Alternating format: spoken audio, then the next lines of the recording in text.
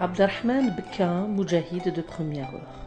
Il aura été l'un des rares témoins des exécutions de Bni Ilmen par l'ALN et des massacres de Melouza par l'armée française sous les ordres du colonel Argoult. Abderrahmane Bekka est né en 1930 au village Izred, dans la commune d'El Flay, daïra de Sédéiche, dans la wilaya de Béjaïa. Ancien militant de la cause nationale, il s'engagea dès les premiers jours du déclenchement de la guerre de libération pour la libération du pays. Vers 1955, il est parmi les premiers mousseblines du village Izred qui joua un rôle important dans le passage des moudjahidines et de l'acheminement du courrier entre les zones 1 et 2.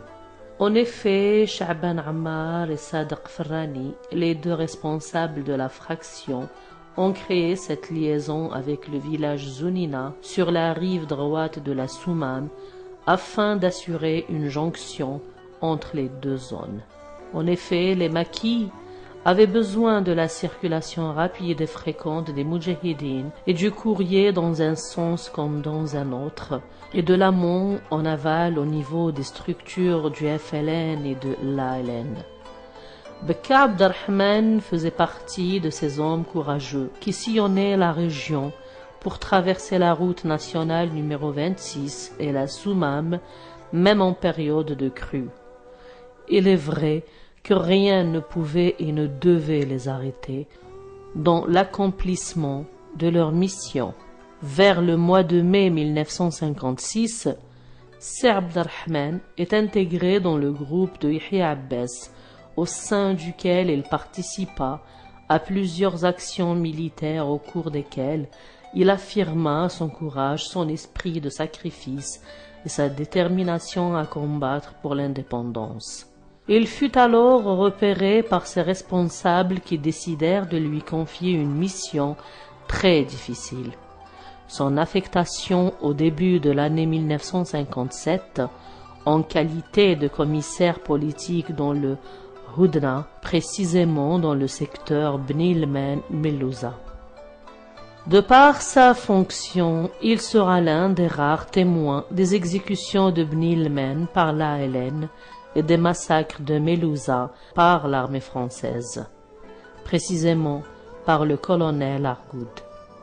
Il nous apporta un témoignage authentique qui nous a permis de détruire les arguments des anciens officiers de l'armée française qui continuent à semer le mensonge des décennies après. Justement, certains reprenaient les mêmes propos pour dénoncer un certain comportement de l'ALN, ce qui est bien sûr tout à fait contraire à la vérité.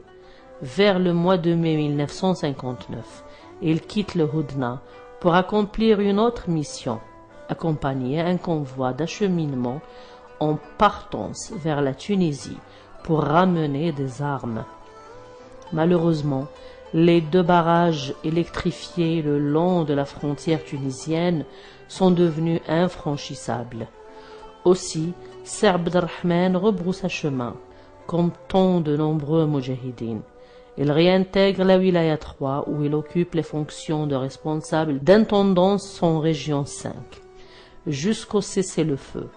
Affecté en avril 1962 au sein du comité de région de la ville de Béjaïa, avec le grade d'aspirant, il s'est occupé de préparer le référendum d'autodétermination.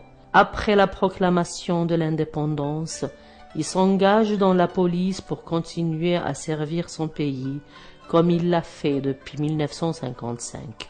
Il termina sa carrière avec le grade de commissaire de police et prit sa retraite à la fin des années 80. Tout au long de sa carrière, il eut un comportement exemplaire, sérieux, intègre et effacé. Il s'imposera les mêmes principes que lorsqu'il était moudjahid. Estimé par sa hiérarchie et respecté par ses collaborateurs, il laissa après son départ le souvenir d'un homme et d'un responsable exemplaire. Malade depuis quelques mois, il rendit son dernier soupir, entouré des siens. C'est ainsi qu'il est parti comme il a vécu, dans la discrétion.